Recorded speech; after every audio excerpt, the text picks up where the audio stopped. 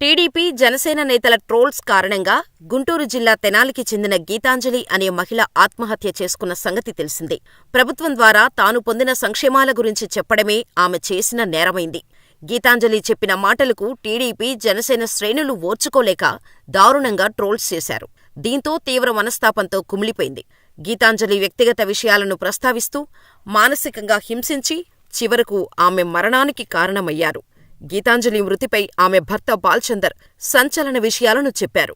ఇంటి పట్టాల విషయంలో చేసిన వ్యాఖ్యలపై వచ్చిన నెగిటివ్ ట్రోలింగ్స్ గురించి తన భార్య చెప్పలేదని భర్త బాల్చందర్ తెలిపారు. ఏవైనా మంచి కామెంట్స్ వస్తేనే తమకు చెప్పేదని అన్నారు.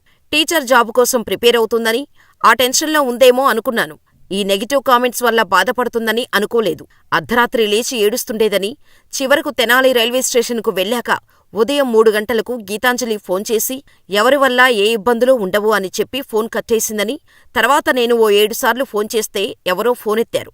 గుంటూరు, రైలు అన్నాడు. కానీ ఎక్కడా అనేది క్లియర్గా చెప్పలేదు. దాంతో కాపాడుకోలేకపోయాను. తనది చిన్నపిల్ల మనస్తత్వం. బాగా చదువుకుంది. ఇంగ్లీష్ మాట్లాడగలదు. జగన్ గురించి తను చెప్పిన మాటలు వాస్తవం. తన ఇష్టంతోనే చెప్పింది.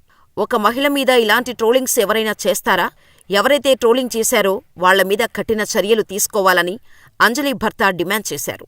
గీతాంజలి మరణం ఏపీ రాజకీయాలను కుదిపేస్తోంది. గీతాంజలి మృతితో 2 చిన్నారులు తల్లిలేని బిడ్డలుగా మారిన పరిస్థితి నెలకొంది. ఈ విషయంపై మంత్రి రోజా స్పందించారు.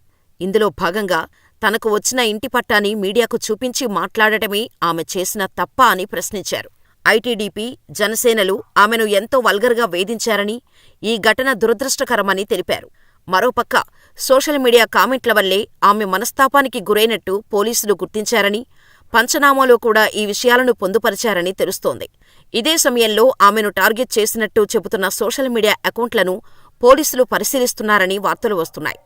జగన్ ప్రభుత్వం తనకు ఇంటి పట్టా అందించిందనే ఆనందాన్ని పంచుకుంటూ వైసీపీ ప్రభుత్వం తన కుటుంబానికి జరిగిన మేలు వివరిస్తూ కృతజ్ఞతలు చెప్పింది గీతాంజలి. అందుకు సంబంధించిన వీడియో వైరల్ కావటంతో టీడీపీ, జనసేన కార్యకర్తలు సోషల్ మీడియా వేదికగా ఆమెను ట్రోల్ చేయటం ప్రారంభించారు. వారి టార్చర్ తట్టుకోలేక గీతాంజలి బలవన్మరణానికి పాల్పడింది. గీతాంజలి బిడ్డలు తల్లిలేని పిల్లలయ్యారు.